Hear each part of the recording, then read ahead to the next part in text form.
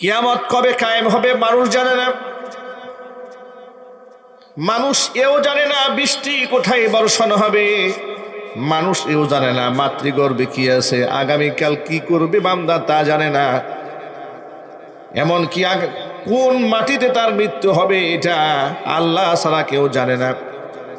এই জন্য জ্ঞানী মানুষ যারা সব সময় মৃত্যুর জন্য প্রস্তুতি নিয়ে রাখে, কোরআনে কারীম বলেছে ফাইদা জাআ আজালুহুম লা ইস্তাখিরুনা সাআতাও ওয়া লা ইস্তাকদিমুন। মানুষের যখন মৃত্যুর নির্ধারিত সময় চলে আসবে, এক সেকেন্ডও বিলম্ব করা হবে না, অ্যাডভান্সও করা হবে না, সময় মতো মানুষের জানটা কবজ করে নেওয়া হবে। যে গুরুস্থানের উদ্যোগে আজকে তাফসীর কোরআন মাহফিল দাঁড়িয়াপুর কেন্দ্রীয় কবরস্থান, তাকিয়ে দেখুন এই কবরস্থানে এমন অসংখ্য লোক শুয়ে আছেন যাদের নাম শুনলে এলাকা থরথর করে কেঁপে উঠত। ঠিক কিনা জোরে বলেন? এত প্রভাবশালী মানুষ যারা ছিলেন তাদের জন্য চেয়ারটা ছেড়ে দেওয়া হতো। কোথায় গেল তাদের সেই অবস্থান, কোথায় গেল সম্মান, কোথায় ছিল তাদের সেই হুঙ্কার? যাদের হুঙ্কারে জমিন কাঁপত, সমাজের কেউ তাদের উপর কথা বলতে পারতো না। একটু তার কবরের পাশে গিয়ে দাঁড়ান, দেখেন তার চেয়ে অসহায় পৃথিবীতে আর কেউ নাই।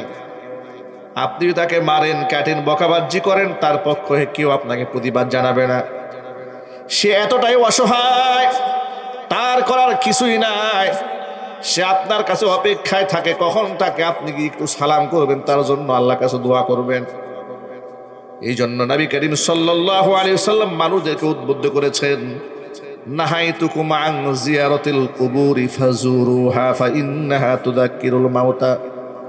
ইসলামের প্রাথমিক যুগে আমি তোমাদেরকে কবর জিয়ারত করতে নিষেধ করেছিলাম, কারণ এই সমাজের লোকেরা, আহলে কিতাবের লোকেরা কবরগুলাকে পূজার জায়গা বানিয়েছিল, সেজদার জায়গা বানিয়ে দিয়েছিল। এই জন্য তোমাদেরকে নিষেধ করেছিলাম। কিন্তু তোমাদের কলিজার মধ্যে তাওহীদ যেহেতু মজবুত করে গেঁথে গিয়েছে, এখন তোমরা কবর জিয়ারত করো। ফাইন্নাহা তুযাক্কিরুল মাউতা, কারণ কবর জিয়ারত মানুষকে মৃত্যুর কথা স্মরণ করিয়ে দেয়। জোরে বলেন সুবহানাল্লাহ। মাঝে মাঝে একাকী কবরের সামনে দাঁড়াবেন, একটু মানুষের জন্য দোয়া করেন, নিজের আখের নিয়ে একটু চিন্তা করুন। একাকিত্বে মাঝে মাঝে মোরাকাবা করবেন, মনে হবে যে পৃথিবী আসলেই বড় নিষ্ঠুর, এই পৃথিবী আসলেই নিষ্ঠুর। আমরা যা করছি, যা চোখের সামনে দেখছি, যে মায়া, যে মহাব্বত, যে আবেগ, সীমিত সময়ের, একটা সময় সবাই আমাকে ভুলে যাবে। আমি আমার বাবার কথাই বলি, আমার বাবা আমাকে এত ভালোবাসতেন, এত ভালোবাসতেন, এত মহাব্বত করতেন। আমাকে যখন মাদ্রাসায় পাঠাতেন, রাস্তায় দাঁড়িয়ে দাঁড়িয়ে চোখের পানি ফেলতেন, এত কান্না করতেন আমার জন্য। এত ভালোবাসা, এত কলিজার টুকরা ছিলাম আমি তার জন্য। 2004 সালে তিনি ইন্তেকাল করলেন। লম্বা সময় চলে যায়, 2 দিন, 3 দিন, 5 দিন, 10 দিন হয়ে যায়। অনেক সময় বাবার কথাটা ওই রকম মনে করার মতো সুযোগ আমাদের হয়ে ওঠে না। কত নিষ্ঠুর এই পৃথিবী, কত নিষ্ঠুর এই দুনিয়া। যে বাড়িতে আমরা বসবাস করি, আপনি যে বাড়িতে বসবাস করেন, দেখবেন এই বাড়িটা আপনি করেন নাই, এই বাড়ির ভিটাটা আপনার দাদা, আপনার পূর্বপুরুষের, ঠিক না ভাই? অথচ এমন তো হতে পারে, জমির রেজিস্ট্রি খাতা আপনি দেখলে বুঝতে পারবেন যে তিনি এই জমিনতে তিল তিল করে গড়েছেন। এখান থেকে 1 শতক কিনেছেন, এখানে 1 শতক কিনেছেন। ধীরে ধীরে ধীরে ধীরে জীবনটাকে এক পর্যায়ে, শেষ পর্যায়ে নিয়ে গিয়ে যত উপার্জন করেছিলেন সব আপনাদের জন্য রেখে তিনি খালি হাতে দুনিয়া থেকে চলে গেছেন। ঠিক কিনা বলেন? তার রেখে যাওয়া জমিতে আমি আপনি বসবাস করছি। আমরা এতটাই নাদান, আমাদের পূর্বপুরুষ এতটাই হতভাগ্য যে তাদের জন্য আমরা দোয়াও করি না, তাদের কথা একটাবার মনেও করি না আমরা। এমনকি আমরা সবচেয়ে বেশি, সর্বোচ্চ 3 পুরুষ পর্যন্ত বলতে পারবো। নিজের নাম, বাবার নাম, দাদার নাম, এরপর পরদাদার নাম সর্বোচ্চ বলা যায়, এরপর তো নামও জানা নাই আমাদের, ঠিক না? যারা এত কিছু করলেন তাদের নামটাও আমরা জানি না, সব ভুলে গিয়েছি। কোরআনের জন্য বলে ওয়ামাল হায়াতুদ দুনিয়া ইল্লা মাতাউল গুরুর, দুনিয়া এটা ধোঁকা ছাড়া কিছু নয়, এটা একেবারে চোখের একটা লালসা, সীমিত সময়ের চাকচিক্য, কিন্তু এটা শেষ নয়। বিশ্বাস রেখো তোমার জন্য আমি এমন নিয়ামত রেখেছি, ওয়ারিজক রাব্বিকা খায়রু ওয়া আবকা, কোনদিন শেষ হবে না। চিৎকার দিয়ে এখন আল্লাহু আকবার। আমার মায়েরা বোনেরা, নবী করিম সাল্লাল্লাহু আলাইহি সাল্লাম বললেন, কবর জিয়ারত করতে আমি তোমাদেরকে বারণ করেছিলাম, কারণ মানুষ কবরে সিজদা দিত, এই জন্য নিষেধ করেছিলাম। এখন যেহেতু তোমরা তাওহীদের উপর প্রতিষ্ঠিত হয়েছো, যাও তোমরা কবর জিয়ারত করো। ফাইন্নাহা তুযাক্কিরুল মাউতা, কবর মানুষকে মৃত্যুর কথা স্মরণ করিয়ে দেয়। জোরে জোরে বলেন সুবহানাল্লাহ। কার মৃত্যু কখন হবে এটা আমরা কেউ জানি ভাই? জোরে বলেন জানি? কোন পীর সাহেব জানেন? কোন হুজুর জানেন? ইমাম সাহেব? কেউ জানেন না। যিনি জানেন তিনি কে? তাহলে আমাদের প্রতিনিয়ত প্রতি মুহূর্তে মৃত্যুর জন্য প্রস্তুতি নিয়ে রাখা উচিত। এই যে আজকে যে আমরা ওয়াজে বসেছি, এটা আমার জীবনের আপনার জীবনের শেষ বয়ান তো হতেও পারে। কি বলেন? হতে পারে না? কয়েকদিন আগে আমাদের এক পরিচিত গাজীপুরে বোটবাজার কেন্দ্রীয় জামে মসজিদ, যেখানে আমি জুমার খুতবা দিই, স্বৈরাচারী খুনি হাসিনার সময়ে আমাকে কেন্দ্রীয় মসজিদে প্রায় 4 বছরের কাছে মসজিদে ঢুকতে দেওয়া হয়নি প্রশাসন দিয়ে। ওই সময়টাতে আমি মাঝে মাঝে ফাঁকে ফাঁকে এখানে একটা বাইতুল মামুর মসজিদ ছিল, এখানে জুমা পড়াতাম মেহমান হিসেবে, গেস্ট হিসেবে। সেখানকার যিনি সেক্রেটারি ছিলেন, জাতীয় বিশ্ববিদ্যালয়ে চাকরি করতেন, নওজোয়ান মানুষ, টকবগে নওজোয়ান, আলেমদেরকে খুব ভালোবাসতেন। এই সম্ভবত মাসখানেক হবে, হঠাৎ করে মাহফিল থেকে ফিরছি, এমন সময় আমার খাদেমের মোবাইলে ফোন এসেছে যে অমুকে তো স্ট্রোক করে মারা গেছে। আমি মনে হচ্ছে বিশ্বাস হচ্ছিল না। কি বলো? বলে হ্যাঁ উনি মারা গেছে। হ্যাঁ উনি মারা, সে মারা গিয়েছে। কি মোহাব্বত আমাদেরকে করতেন, কি মূল্যায়ন করতেন। বয়স 50-এর নিচে, 40 ঊর্ধ্ব বয়স হয়েছে, আমাদের থেকে কিছু বড় হবে, দুনিয়া থেকে চলে গেলেন, স্ট্রোক করে চলে গেছে। প্রত্যেকটা মানুষের জন্য সময় নির্ধারিত, আমার জন্য আপনার জন্য সময় নির্ধারিত। সময়কে কাজে লাগাতে হবে। আজকে এই ময়দান থেকে আমাদের তওবা করে ওঠা উচিত। আমরা আমাদের জীবনে বহু মিথ্যা কথা বলেছি, মানুষকে ধোঁকা দিয়েছি, প্রতারণা করেছি, নামাজ ছেড়ে দিয়েছি। মুসলমানের সন্তান হয়ে আমরা নামাজ বাদ দিয়েছি। এর চেয়ে বড় গুস্তাখি আর কি হতে পারে? ঠিক কিনা ব্যাঠিক বিরোধী বলেন? কত মানুষের হক আমরা নষ্ট করেছি বলেন তো, একটু চিন্তা করেন তো। যে ব্যক্তি তেলের দোকান করে সে তেল কম দেয়, খাবার বিক্রি করে খাবারে ভেজাল দেয়, কাপড় বিক্রি করে 2 নম্বর কাপড় বিক্রি করে, মিথ্যা কথা বলে, মানুষের সাথে ওয়াদা খেলাফ করে। এভাবেই তো আমাদের জীবন চলছে। মানুষকে ঠকানো এটা তো আমাদের নিত্য নৈমিত্তিক বিষয় হয়ে দাঁড়িয়েছে। আর এই যে নির্বাচন এসেছে দেখবেন, নির্বাচনের এটা হচ্ছে ওয়াদার মৌসুম।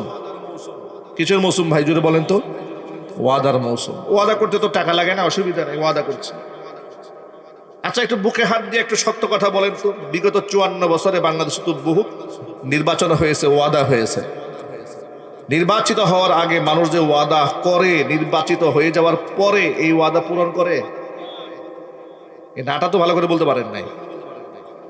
আমাদের বাংলাদেশের বাস্তব চিত্র বলে, নির্বাচিত হওয়ার আগে যে ওয়াদাগুলো হয়, নির্বাচিত হয়ে গেলে সেই ওয়াদা বাস্তবায়ন করে না, বেশিরভাগ করে না।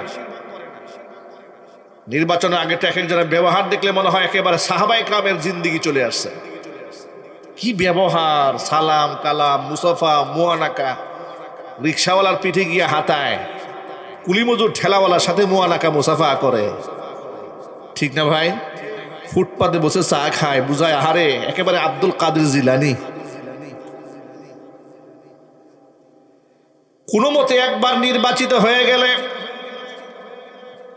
হৃদয় এত কঠিন হয়ে যায়, ক্ষমতার মস্তদে বসার পরে এত অহংকারী হয়ে ওঠে, তখন তার আচরণটা সাহাবীদের মতো থাকে না, আচরণটা ফেরাউন এবং খুনি হাসিনার মতো হয়ে যায়। ঠিক না? ঠিক। অহংকার, দাম্ভিকতা তাকে এমন ভাবে পেয়ে বসে ধরাকে সরা জ্ঞান করে, মনে করে আমার সাথে লাগে কে, আমি হলাম প্রাইম মিনিস্টার, আমি হলাম এমপি, আমি হলাম মন্ত্রী। গতকালকেও দেখলাম ওই যে শেরপুর অঞ্চলের একটা সরিষাবাড়ি অঞ্চলের এক এমপি ছিল টাকলা মোরাদ, ভুলে গেছেন নাকি আপনারা? ঐতিহাসিক মানুষ তো ভুলে যায় না এগুলারে। বিচার হওয়ার আগ পর্যন্ত কোনো অপরাধীকে আমরা ভুলে যাব না। কথা বলেন কি, মরা মানুষ নিয়ে কথা বলতেছি নাকি আমি এখানে? পাবনার মানুষ তো তাওহীদের ঘাঁটি, হচ্ছে পাবনার মাটি। এখানে নরম মানুষের সুযোগ থাকার কথা নয়। অপরাধীদের বিচার হওয়ার আগ পর্যন্ত আমরা ওদেরকে ভুলবো না, ইনশাল্লাহ বলতে হবে।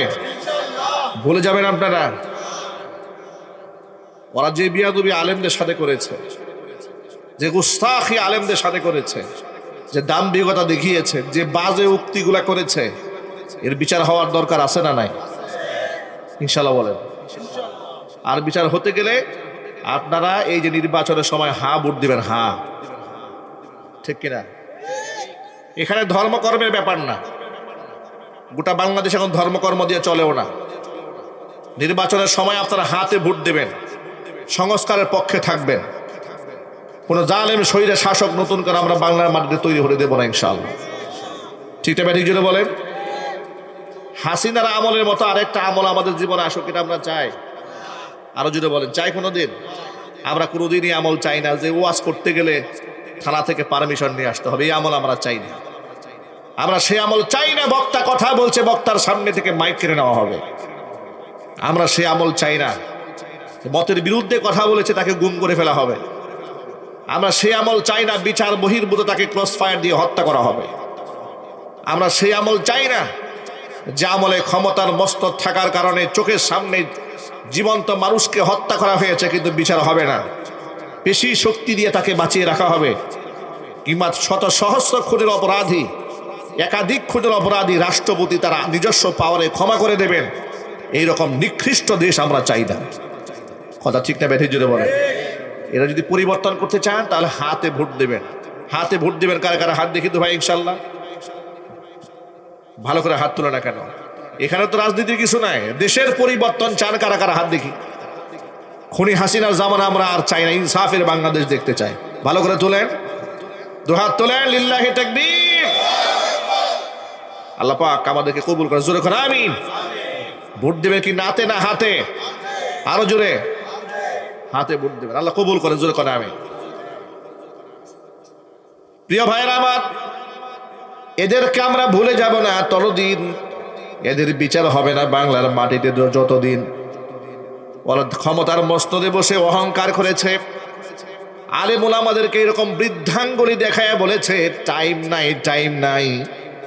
আল্লাহ তাআলা এই অহংকারকে চূর্ণ বিচূর্ণ করে দিয়েছেন, কারণ অহংকারী ব্যক্তিকে আল্লাহ পছন্দ করেন না। কোরআন বলেছে, ইন্নাল্লাহা লা ইউহিব্বু মান কানা মুখতালান ফখুরা। দাম্ভিক এবং অহংকারীকে আমি আল্লাহ তাআলা পছন্দ করি না। আমি বিনয়ী মানুষকে বড্ড পছন্দ করি। যেই ব্যক্তি নিজেকে ছোট বানায়, মহান আল্লাহ পাক ওরে বড় বানায় দেন। আল্লাহু আকবার বলেন। নিজেকে বড় কখনোই মনে করবেন না। আর বড় আপনি কি নিয়ে মনে করেন? আপনি কেন নিজেকে বড় মনে করবেন? একটু আয়নার সামনে নিজেকে দাঁড় করান। নিজের পেটের মধ্যে ময়লা, নাকের ভেতরে ময়লা, কানের ভেতরে ময়লা, চোখের মধ্যে ময়লা। আজকে যদি আমি মরে যাই, আমার নিথর দেহটা পড়ে থাকবে, এমন অবস্থা হয়ে যাবে আমার সন্তান আমার লাশের কাছে আসতে চায় না। রাতের বেলায় একটা মানুষ মরে যাওয়ার পর যদি ঘরের মধ্যে লাশ থাকে আর স্ত্রীকে যদি বলা হয় 20 বছর সংসার করেছো, শেষ রাত্রিটা তোমার স্বামীর সাথে গিয়ে একটু কাটাও, স্ত্রী রাজি হবে? জোরে কন্যা রাজি হবে? ছেলে মেয়ে কেউ রাজি হবে? কন্যা আমার ভয় লাগে, ওনাকে নিচে রুমে নিয়ে যায়। আরে এটা তো দুনিয়া, এটা পৃথিবী। এরকম দৃশ্য আমরা দেখেছি। 5 তলা ভবনের মালিক লাশ নিয়ে আসছে হসপিটাল থেকে, সিঁড়ি দিয়ে লাশটা উপরে উঠানো হচ্ছে না, সিঁড়ি কুঠায় রাখা হয়েছে, কিংবা বাড়ির একেবারে সামনে দুয়ারে রাখা হয়েছে। বাহির থেকে বৃষ্টি পড়ছে খাটিয়ার উপরে, সব মানুষ বৃষ্টি যেন গায়ে না লাগে আশ্রয় নিয়ে আছে, লাশটা একা একা ভিজতেছে। এরকম দৃশ্য কত আমাদের চোখের সামনে ভাসে। এই নিষ্ঠুর দুনিয়া থেকে আমরা খামসায় ধরে আছি, আপন করে ধরে আছি। বউয়ের মোহাব্বতে আমরা ঘুষ খাই, সন্তানদের মুখে হাসি ফোটাবার জন্য অন্যের জমি আমরা দখল করি। কথা ঠিক না ব্যাঠিক জুড়ে বলেন? আমরা কতটা অধম চিন্তা করেছেন? আমি আমার নিজের জন্য, একটা পেটের জন্য তো আমাকে হারাম খেতে হয় না। কি বলেন, হারাম খেতে হয় না? হারাম খেতে হয় না তো। একটা পুরুষ একাকী বাঁচার জন্য তাকে হারাম খেতে হয় না। তার পরিবারের সদস্যদেরকেও শুধুমাত্র রিজিককে মেটাবার জন্য তাকে হারামে হাত দিতে হয় না। হারামে হাত দিতে হয় লাক্সারিয়াস লাইফ লিড করার জন্য, বিলাসিতা করার জন্য, যার কোনো প্রয়োজন নাই। ঠিক না? ঠিক বলে। যত হারামখোর আছে পৃথিবীতে আপনি দেখেন তো, যত হারামখোর আছে বিপদে পদে কয়জন হারাম খেয়েছে খোঁজখবর নিয়ে দেখেন। এক একজনের 2000 কোটি টাকার মালিক, 200 কোটি টাকার মালিক। ওই যে একজনের নাম শুনলাম যে তার নাকি দুবাইয়ে 560টা বাড়ি, বাংলাদেশের এমপি ছিল সে, নাউজুবিল্লাহ পড়েন, 560টা বাড়ি করেছে। এর আগে গরিব দেশের এমপি, ভূমিমন্ত্রী ছিল। এই ছিল ভূমিমন্ত্রী সাইফুজ্জামান চৌধুরী। পারে না একটু গোটা বাংলাদেশের ভূমিটা মাথায় করে নিয়ে সিঙ্গাপুর নিয়ে বেঁচে দিতে? ঠিক কিনা বলেন? দেখেছেন মানুষের লালসার মাত্রা কত ভয়ঙ্কর হয়? আপনার বলুন তো ভাই, আমি কতটুকুন নিতে পারবো, কতটুকুন খেতে পারবো? আমরা কয়েকদিন আগে, সম্ভবত অক্টোবর মাসের শেষ দিকে, চাপাই নবাবগঞ্জ আমাদেরকে মাহফিল চল, চাপাই না, এটা হচ্ছে উত্তরবঙ্গে, তেতুলিয়াতে মাহফিল করার পরে তামাকে যিনি নিয়ে গেলেন আমাদেরকে, বললেন হুজুর আমাদের এলাকার মধ্যে একটা পর্যটন এরিয়া আছে, বহুত দূর থেকে লোকেরা ঘুরতে আসে, কাজী ফার্ম বলা হয়, কাজী ফার্ম। গেলাম, এক বাংলো রিসোর্ট, বিশাল এরিয়া, কত শত বিঘা, তার হিসাব একমাত্র আল্লাহ ভালো জানে। ভেতরে গেলাম, আলিশান ছোট ছোট আপনার ছোট ছোট ভবন থাকার জন্য, কটেজ, রিসোর্টে ছোট ছোট কটেজ থাকে না ভাই, কটেজ। চায়নাতে ড্রয়িং যে করা, যেরকম আপনি কৃত্রিমভাবে খাল তৈরি করে ছোট ছোট ব্রিজ করা হয়, এরকম ছোট ছোট ব্রিজ, কালভার্ট তৈরি করা হয়েছে। বাংলাদেশের এখনো কোনো ফল ফলাদি নাই যার গাছ সেখানে নাই, সব আছে। ব্রিজ আছে, কালভার্ট আছে, বিল্ডিং আছে, সব আছে, একটা মানুষও নাই। অবাক বিষয়, তারা কি বলে জানেন? যে হুজুর এই যে শত শত বিঘা জমি দেখতেছেন না, এই মালিক তো মারা গেছে, ওনার ছেলেরা বছরে একবারও আসে না, তারা আসেই নাকি। অথচ এখানকার সেখানে পাথর উত্তোলন হয় জমি থেকে। তারা বললেন যে এখানকার জমি এত মূল্যবান হয়েছে, কিছুক্ষণ খুললেই এখান থেকে পাথরের খনি, পাথর বের হয়। ওই যে উত্তরবঙ্গ থেকে ভোমরা বন্দর থেকে পাথর আসে না, এই পাথরগুলো বলছে প্রতি শতাংশ জমি এখন তারা লক্ষ লক্ষ টাকা বিক্রি করতে পারে, এবং তারা শুধুমাত্র পাথর উত্তোলন করে হাজার হাজার কোটি টাকা এখান থেকে বের করতে পারে। আমি বললাম যে তাদের কি টাকার কোনো প্রয়োজন নেই? হুজুর তাদের টাকার কোনো প্রয়োজন নেই। এইরকম শত শত জায়গার মধ্যে হাজার হাজার বিঘা জমি কিনে রেখে ব্যক্তি মরে গেছে, ধুধু মরো প্রান্তর পড়ে আছে। গেলাম, ঢুকলাম, শিক্ষা গ্রহণ করলাম, এটা দুনিয়া। এটা কি নাম ভাই? দুনিয়া। এই দুনিয়া আমরা সাজাই, আমরা সবাই একদিন চলে যাব।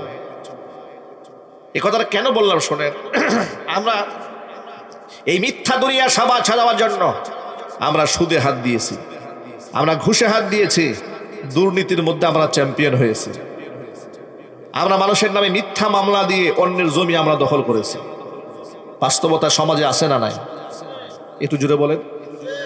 আচ্ছা, মানুষ যে আকাম করবে এটা আল্লাহ জানে না? এই জন্য আল্লাহ পাক কোরআন পাকে কি বলে জানেন? আল্লাহ কি বলেছেন?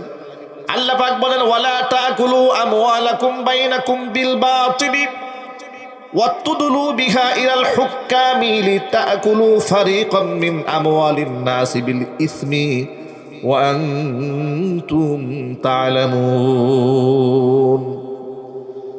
তোমরা তোমাদের একে অপরের সম্পদ অন্যায়ভাবে ভক্ষণ করো না, আবার তোমরা জেনে শুনে অন্যের সম্পদ দখল করার জন্য তোমরা এটা আদালতে মামলা দায়ের করে দিও না। পেশি শক্তি আছে যার, এই দেশে মামলা রায় হয়ে যায় তার পক্ষে, ঠিক কিনা জোরে বলেন? এটা তো চলছে দুনিয়াতে। যত বড় অপরাধী আপনি হন না কেন, যদি আপনার পেশি শক্তি থাকে, যদি মামু আর খালু থাকে, অ্যাডভোকেট থাকে, ব্যারিস্টারের সাথে সম্পর্ক থাকে, এমপি মন্ত্রীর সাথে সম্পর্ক থাকে, তাহলে আপনার জামিন মঞ্জুর হয়ে যাবে, টেনশনের কোনো কারণ নাই। কথা ঠিক নেবে ঠিক? ওই যে শুটার ফয়সাল, যাকে নিয়ে গোটা বাংলাদেশ তোলপাড় হলো, এই জন্য হতাশ হওয়ার কিছু নাই। খোদার কসম করে বলি, এই দুনিয়ার অসংখ্য গরিব মানুষগুলো কাল কিয়ামতের ময়দানে এই দুনিয়ার অনেক বড় বড় সেলিব্রিটি, তারকা, সমতুল্য বক্তা, আলেমদের আগে আল্লাহর জান্নাতের মেহমান হয়ে যাবে, ভাবতেও পারবেন না। দুনিয়াতে অখ্যাত কিন্তু আসমানে সে বিখ্যাত। আবার দুনিয়াতে খুব বিখ্যাত, আসমানে অখ্যাত, আসমানে তার কেউ 2 পয়সার দাম নাই। এখন তো টিকটকের জমানা আসছে, তো দেখবেন যে টিকটক সেলিব্রিটি বের হয়েছে। মাঝে মাঝে দেখি অনলাইনে সোশ্যাল মিডিয়াতে আসে, অমুক এক জায়গায় টিকটকার গেছে, নারী পুরুষ সব হুমড়ি খেয়ে পড়ছে। তা আমরা তো চিনি না, তা আমরা খুলি কি ব্যাপার, এত লোক কোথেকে আসছে? তো আমাদের প্রতি পরিচিত জনেরা বলে, হুজুর এরা আপনি চিনবেন না, এই ভিন্ন জগতের লোক। আমি কোন জগতের লোক? টিকটকার জগতের লোক। আপনার তো টিকটক অ্যাকাউন্ট নাই, আপনি এদেরকে চিনেন না। আমি বললাম না, আমি এদের জীবনেও দেখি নাই। আপনার সামনে আসে নাই তো আপনার তো টিকটক নাই, কিন্তু টিকটকে মিলিয়ন মিলিয়ন ফলোয়ার হচ্ছে অমুকের, এর সবাই চিনে, আপনি না চিনলে কি হবে? তো দুনিয়াতে কত ফেমাস, কত মানুষ চিনে, শোরুম উদ্বোধন করতে এই সমস্ত লোকদেরকে দাওয়াত দিয়ে নিয়ে যাওয়া হচ্ছে, আসমানে 2 পয়সার দাম নাই। আবার দুনিয়াতে একেবারেই অখ্যাত ব্যক্তি কেউ চিনে না, আসমানে বিরাট বিখ্যাত। একদিন জিবরাইল আলাইহিস সালাতু ওয়াস সালাম রেশমি কাপড় দিয়ে পাগড়ি পরেছে, এই যে আমি পাগড়ি পরেছি না, রুমাল দিয়ে পাগড়ি বেঁধেছি। জিবরাইল আলাইহিস সালাতু ওয়াস সালাম রেশমি রুমাল দিয়ে পাগড়ি বাঁধছেন।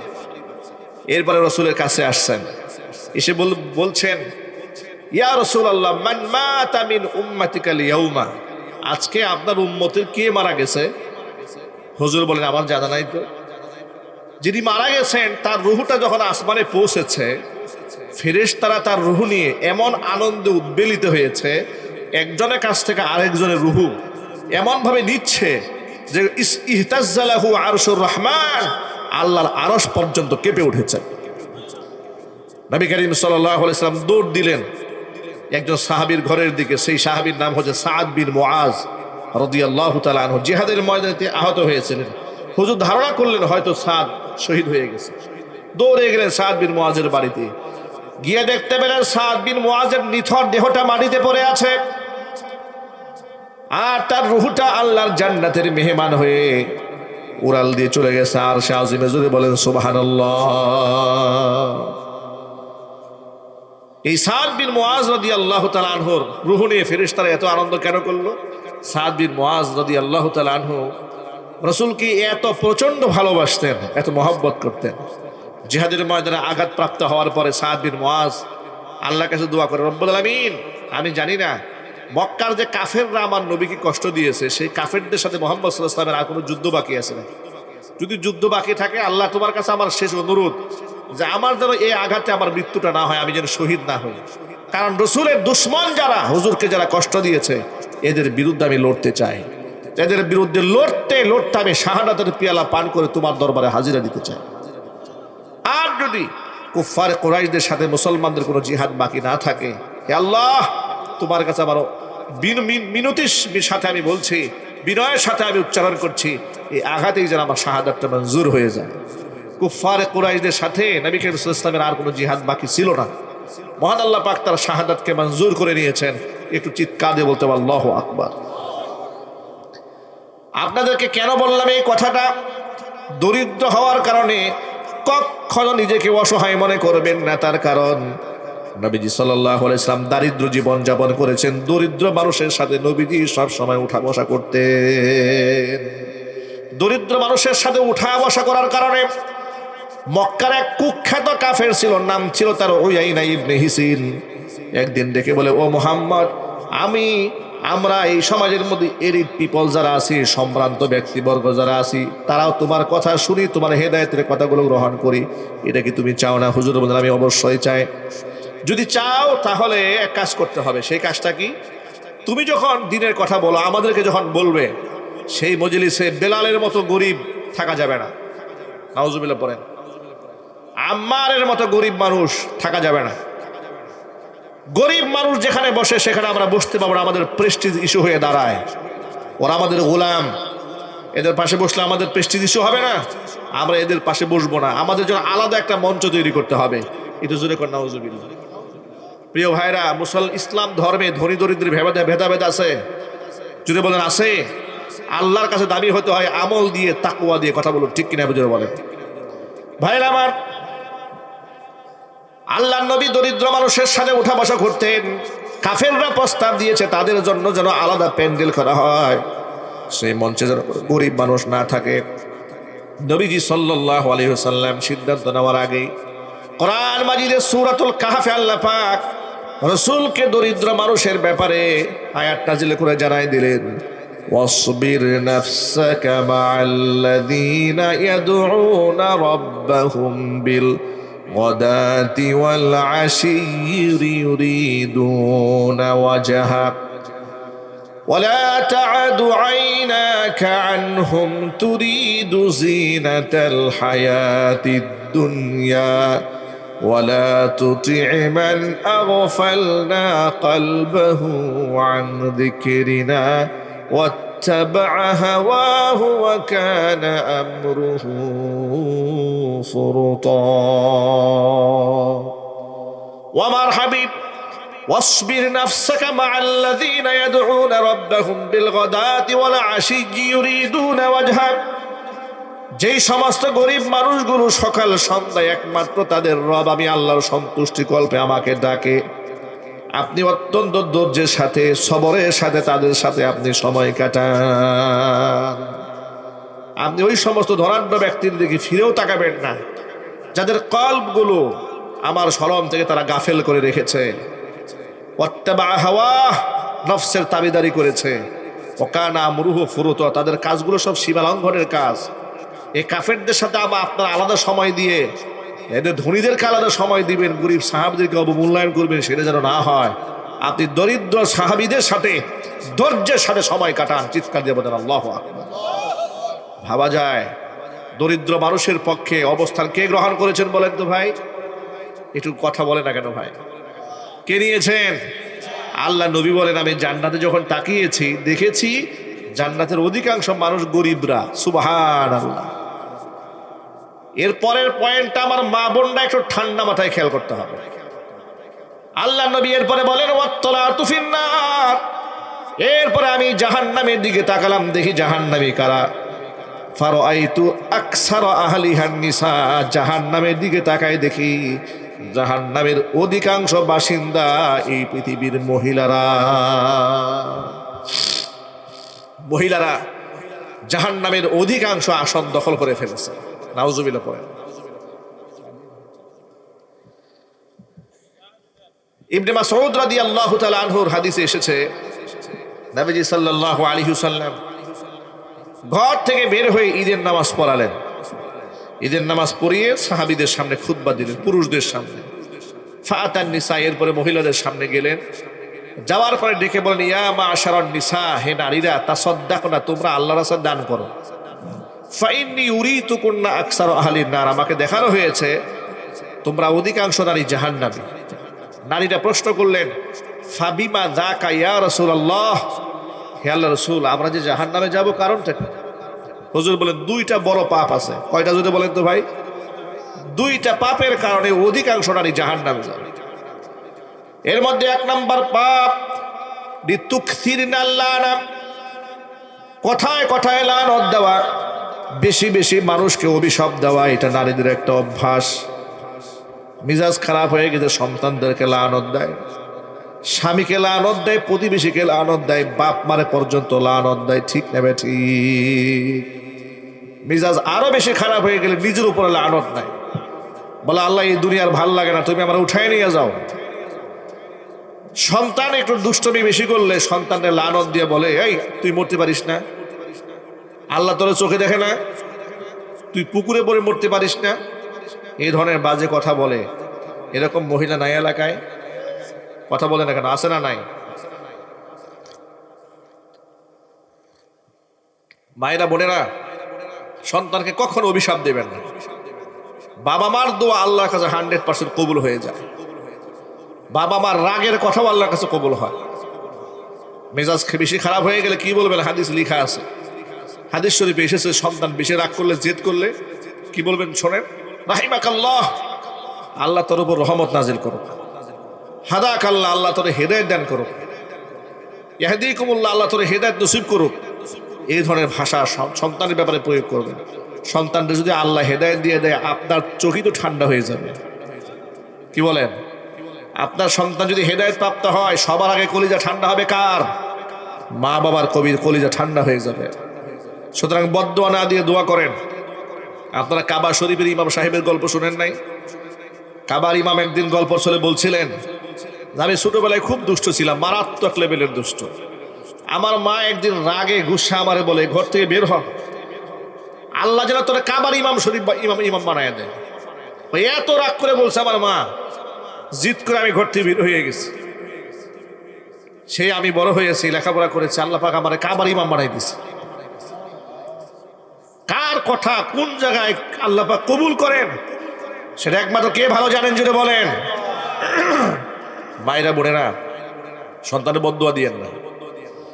ইমাম বুখারী রহমাতুল্লাহি আলাইহি, মুহাম্মদ ইবনে ইসমাঈল আল বুখারী রহমাতুল্লাহি আলাইহি, সারা দুনিয়ার সর্বোচ্চ এক সম্মানিত একজন ব্যক্তি, যার কাছে গোটা পৃথিবীর মুসলমানরা ঋণী।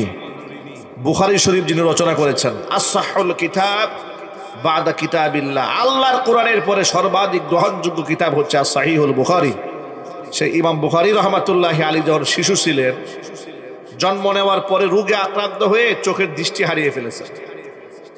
কিন্তু তার মা আমাদের এই জমানার টিকটকার মা ছিলেন না, সে মা তো আবেদা মা। কেমন মায়ের সন্তান ইমাম বুখারী হয়েছে কল্পনা করেন। গাছ যেমন হয় ফলটা তেমন হয়, এটা সাধারণত হয়, ঠিক না? ব্যাঠিক জুড়ে বলেন।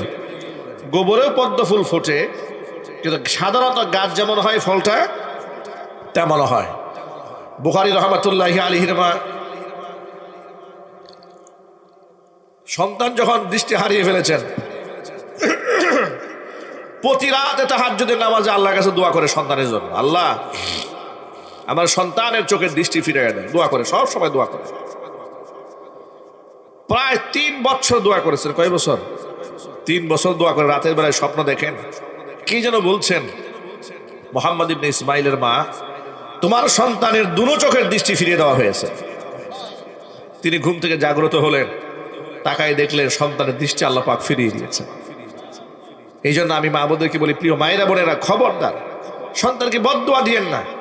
দোয়া করেন সন্তানের জন্য, নামাজ পড়েন। আপনি আপনার সন্তানের প্রতি যে এত বিরক্ত হয়েছেন, কয়দিন তাহাজ্জুদে সন্তানের জন্য চোখের পানি ছেড়ে কান্না করেছেন বলুন? কয়দিন আল্লাহর কাছে বলেছেন? নেক সন্তান আল্লাহর কাছ থেকে চেয়ে নিতে হয়, এমনি এমনি নেককার সন্তান হয় না। নবীরা পর্যন্ত নেককার সন্তানের জন্য আল্লাহর কাছে দোয়া করেছেন। নবী জাকারিয়া আলাইহিস সালাতু ওয়াস সালাম আল্লাহর কাছে দোয়া করেছেন। কোরআনের ভাষায় শোনায়, রব্বি হাবলি মিনাস সালিহিন, রব্বি হাবলি মিনাস সালিহিন, রব্বি লা তাদারনি ফারদা ওয়া আনতা খায়রুল ওয়ারিসিন। নবীদের দোয়া, আল্লাহ নেককার সন্তান দান করো, নেককার সন্তান দান করো। দোয়া না করলেও যদি নেককার সন্তান পাওয়া যেত, নবীরা আল্লাহর কাছে নেককার সন্তানের জন্য দোয়া করতেন না। ঠিক না ব্যাঠিক জুড়ে বলেন? যদি পরিবেশেই সন্তান নেককার হয়ে যাওয়া যেত, নবীদের তো গুনার পরিবেশ ছিল না, নবীরা গুনাহ করতেন, তাহলে সেই নবীরা কেন আল্লাহর কাছে দোয়া করেছে, আল্লাহ আমাকে নেককার সন্তান দান করো? এর মানে নেককার সন্তান আল্লাহর কাছে ভিক্ষা চাইতে হয়, চেয়ে নিতে হয় আল্লাহর কাছ থেকে। আল্লাহ আমরা এখানে যারা বসে আছি, আমাদের সবারই কম বেশি ছেলে মেয়ে আছে, আল্লাহ পাক যেন আমাদের সকলের সন্তানদেরকে নেককার সন্তান হিসেবে কবুল করেন। এই জন্য ভাইরা, আমরা বদদোয়া দেব সন্তানদেরকে, রাগ করলে গালমন্দ করব না, আমরা হেদায়েতের দোয়া করব, বলেন ইনশাআল্লাহ। আল্লাহ নবী বললেন দুইটা পাপের কারণে অধিকাংশ নারী জাহান্নামে যাবে। এর মধ্যে এক নাম্বার হচ্ছে তুকসিরনাল লানাম, বেশি বেশি লানত দেওয়ার কারণে। দ্বিতীয় নাম্বার কারণ লিতাকফুরনাল আশির, স্বামীর নাফরমানি করার কারণে। স্বামীর অবাধ্য হওয়া এটা একটা ট্রেন্ডিং এ পরিণত হয়েছে বর্তমান জমানায়। মহিলারা স্বামীর মুখে মুখে তর্ক করে, স্বামী এক ধমক দিলে স্ত্রী দেয় তিনটা। যদি পাবনায় মনে হয় এরকম শুরু হয় নাই। হ্যাঁ, এটা কি পাবনাতে শুরু হয়েছে? পাবনাতে বেশি। ঢাকা শহরে অবস্থা এমন হয়েছে, ঘরে ঘরে ডিভোর্স শুরু হয়েছে, ডিভোর্স, তালাক। কয়েকদিন আগে একটা উপজেলা লেভেলের একটা জরিপ দেখলাম, 1 বছরে 650 ডিভোর্স হয়েছে একটা উপজেলাতে। নাউজুবিল্লাহ পড়ে 650 ডিভোর্স হয়েছে 1 বছরের মাথায় একটা উপজেলাতে। করোনাকালীন সময় বেশি হয়েছে। আমি টাঙ্গাইল জেলার সখীপুর অঞ্চলের জরিপ দেখেছিলাম 2019 সালে, পত্রিকাতে একটা কাটিং দেখেছিলাম। সেখানে 1 বছরে বিবাহ হয়েছিল 800+ বিবাহ হয়েছে রেজিস্টারভুক্ত কাজী সাহেবের আন্ডারে, আর ডিভোর্স হয়েছে 600+। কল্পনা করা যায়? মানে যা বিবাহ যা হচ্ছে প্রায় 80% ধরে যাচ্ছে, 20% বিবাহ টিকতেছে। এটা ঘৃণার সাথে কর নাউজুবিল্লাহ। অথচ তালাক এটা হলো আবগাদুল হালাল। আর আরো দুঃখজনক ব্যাপার কি জানেন? এই ডিভোর্সটা দিচ্ছে আবার মেয়েরা। বেশিরভাগ ক্ষেত্রে ডিভোর্স দিচ্ছে মেয়েরা, ছেলেরা ডিভোর্স দিচ্ছে না, তালাক দিচ্ছে না। আপনাদেরকে যদি ছোট্ট একটা প্রশ্ন করি, আপনারা নিশ্চয়ই জবাব দেবেন। আপনারা বলেন তো, তালাকের মালিক কি স্ত্রী না স্বামী? আবার বলেন সবাই, স্বামী। আল্লাহ তাআলা পুরুষের হাতে তালাকের মালিকানা দেওয়াতে গোটা মানব জাতির উপর আল্লাহ দয়া করছেন। কাদের উপর দয়া করেছেন? শুধু নারীদের উপরে না, গোটা মানব জাতির উপর আল্লাহ দয়া করছেন। এই যে আমরা যারা বসে আছি না এখানে, তালাকের মালিক যদি আমাদের বউরা হইতো, একটার বউ থাকতো না ঘরে। কথা বলে না কেন? মেজাজ একটু খারাপ হয়ে ঠাস ঠাস তালাক দিয়ে দিত। ঠিক কিনা বলেন? তালাকের মালিকানা দেওয়া হয় নাই, এরপরও ডিভোর্সে মহিলার আগায়া। যদি মালিকানা দেওয়া হইতো তাহলে অবস্থা কি হইতো? ঘরে ঘরে তালাক হইতো। মুখের উপর বউরা বলে, একমাত্র আমি দেখে আপনার সংসারটা করলাম, পৃথিবী কেউ আপনার সংসার করতো না। এটা কমন কথা বলে। আরেকটা কথা বলে, 10 বছর সংসার করলাম, সুখ কি জিনিস আপনার সংসারে চোখেই দেখলাম না। বলে কিনা যদি বলেন? এগুলো আমাদের মা বোনরা বলে। মায়েরা বোনেরা এগুলো বলবেন না, এগুলা বলে স্বামীরে কষ্ট দিবেন না। স্বামীর সেবা করেন। নবী করিম সাল্লাল্লাহু আলাইহি ওয়াসাল্লামের ঘরে সম্পদ ছিল না কিন্তু সুখ ছিল, দামি দামি বিছানা ছিল না কিন্তু মোহাব্বত ছিল। এই যে আমরা আমাদের স্ত্রীদেরকে কত কিছু কিনে দেই, কত অর্নামেন্টস কিনে দেই, গহনা কিনে দেই, লাক্সারি লাইফ লিড করার জন্য কত সুন্দর সুন্দর মেকআপ কিনে দেই, পারফিউম কিনে দেই, ঠিক না ভাই? কিন্তু দেখেন, নবী করিম সাল্লাল্লাহু আলাইহি ওয়াসাল্লাম নিজের স্ত্রীকে দামি দামি কাপড় দিতে পারেন নাই, 3-4 দিন খানাও খেতে পারেন নাই, কিন্তু বিনিময়ে সংসারে কোনো অশান্তি ছিল না। একটা হাদিস বলি, আপনারা আন্দাজ করতে পারবেন। নবী করিম সাল্লাল্লাহু আলাইহি ওয়াসাল্লাম দরজার সামনে উঠানে বসে নিজের জুতা সেলাই করতেছিলেন নিজের হাতে। সুবহানাল্লাহ। রহমতের নবী নিজ হাতে জুতা সেলাই করছেন। বাহির থেকে রৌদ্রের আলো এসে হুজুরের চেহারার মধ্যে পড়েছে। আর রাসূলের চেহারা তো ছিল পৃথিবীর 1 নম্বর চেহারা, যার সাথে পৃথিবীর কারো তুলনায় চলে না। জুড়ে কোন আল্লাহু আকবার। উম্মুল মুমিনিন মা আয়েশা রাদিয়াল্লাহু তাআলা আনহা, আল্লাহর নবীর চেহারার উপর যখন রৌদ্রের আলো পড়ছিল, হুজুরের চেহারাটা যেন আরো চমকাচ্ছিল। শামাইল তিরমিজির মধ্যে এসেছে, আল্লাহর হাবিবের চেহারা, এই ভুরুটা কালো কুচকুচে ছিল, মুখটা একদম দাড়ি ভর্তি ছিল, চাপ দাড়ি, নাভি থেকে বুক পর্যন্ত এই যে টানা একটা পশমের চিকন রেখা ছিল, বুক ভর্তি পশম ছিল না।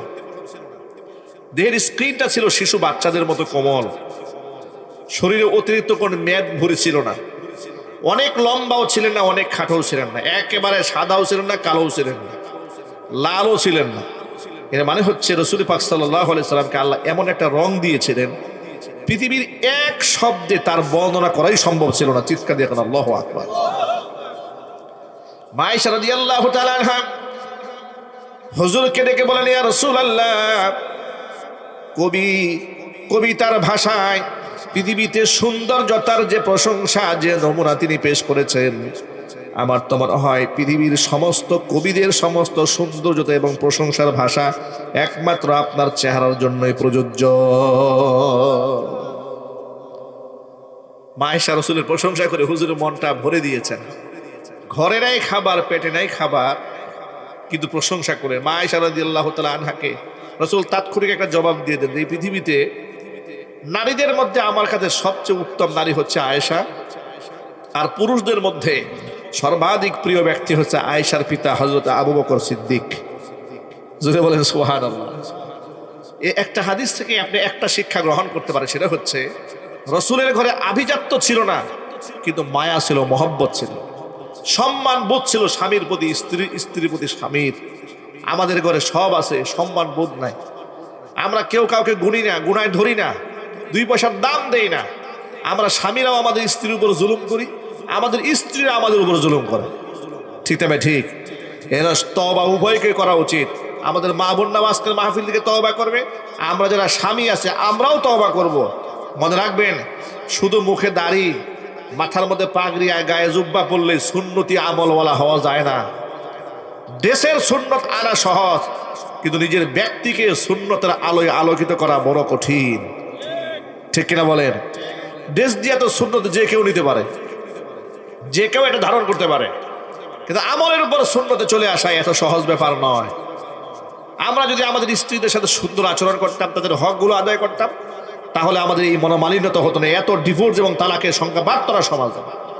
আমরাও আমাদের স্ত্রীর উপরে জুলুম করেছি। আমরা আজকের পর থেকে আমাদের স্ত্রীদেরকে তাদের হকের ব্যাপারে যত্নবান হব, বলেন ইনশাআল্লাহ। তাদেরকে মারধর করব না, বাপ মা তুলে গাল বন্ধ করব না, বলেন ইনশাআল্লাহ। বলেন, গালি দেওয়া যাবে, চুল ধরে টান দেওয়া যাবে, এই বদ অভ্যাস আমাদের মধ্যে আছে না নাই? আহারে, কত পুরুষের ব্যাপারে নালিশ আসে যে চুল ধরে হেসরায় ঘর থেকে বের করে নিয়ে আসে স্ত্রী, পিটায়া রক্তাক্ত করে হসপিটালে পাঠিয়ে দিয়েছে। জালেম স্বামী কি করে এত বড় জালেম হয়? এক বিছানায় থেকে, এক প্লেটে খাবার খেয়ে, 10-12 বছরের মহব্বতের সংসারে পিটায়া হসপিটালে পাঠিয়েছে বউকে। মেজাজ খারাপ হয়ে গেছে। সামান্যতম রান্না করার ক্ষেত্রে লবণ একটু কম হলো কেন, ঝাল একটু বেশি হইলো কেন, এটা নিয়ে ঝগড়া। এরকম স্বামী নাই ঘরে? আল্লাহ যেন হেদায়েত দান করে, জোরে করে আমিন। সুতরাং মা বোনদেরকে বলছি, প্রিয় মায়েরা বোনেরা, স্বামীর প্রতি শ্রদ্ধাশীল হন। আল্লাহ নবী বলেছেন, এই পৃথিবীতে লাউ কুনতু আমিরান আহাদান ইয়াসজুদা লিগাইরিল্লাহ লাআমারতুল মারআতা আন তাসজুদা লিজাওজিহা। দুনিয়াতে যদি আমি আল্লাহর পরে পৃথিবীতে কোনো মানুষ হয়ে মানুষের পায়ে সেজদা দেওয়ার নির্দেশ দিতাম, আমরা পৃথিবীর সমস্ত স্ত্রীদেরকে বলতাম তারা যেন স্বামীর পায়ে সেজদা দেয়। স্বামীর মুখে মুখে তর্ক করবেন না। আল্লাহ পাক যেন আমার মা বোনদের জবানের হেফাজত করার তৌফিক দান করেন। 2টা পাপের কারণে নারীরা জাহান্নামে যাবে। এক হচ্ছে লানত দেওয়া, 2 হচ্ছে স্বামীর নাফরমানি করা। আল্লাহ পাক যেন জঘন্য পাপ থেকে আমার মা বোনদেরকে হেফাজত করেন। সকলে জোরে করেন আমিন। আসসালামু আলাইকুম হুজুর। ওয়ালাইকুম আসসালাম। সাম্প্রতিক যোগাযোগ মাধ্যমে আমরা দেখতে পাচ্ছি একটি দল বা গোষ্ঠী বলছেন তাদের ভোট দিলে জান্নাতে যাওয়া যাবে। এ ধরনের কথা কি কোরআন হাদিসে আছে? দয়া করে জানাবেন। মাশাআল্লাহ, খুব চমৎকার প্রশ্ন করেছেন। এই প্রশ্নটা আমাকে বোধহয় আরো একটা মাহফিলে দেওয়া হয়েছিল। আমি আপনাদেরকে জিজ্ঞেস করি, ভোট দিলে জান্নাত জাহান্নামের সাথে কোনো সম্পর্ক আছে নাকি? এটা অনেকেই দেখলাম ইদানিং বলা শুরু করেছে। এগুলো ঠিক না। কি বলা যেতে পারে? আপনি বলতে পারেন, যদি আপনি ইসলামিক দল হন, আপনি কি বলবেন? আপনি বলবেন যে আপনি সৎ যোগ্য মানুষকে ভোট দিলে তিনি ভালো কাজ করলে আপনি সওয়াব পাবেন। ঠিক না? ঠিক বলেন। এটা সবাই বলতে পারে।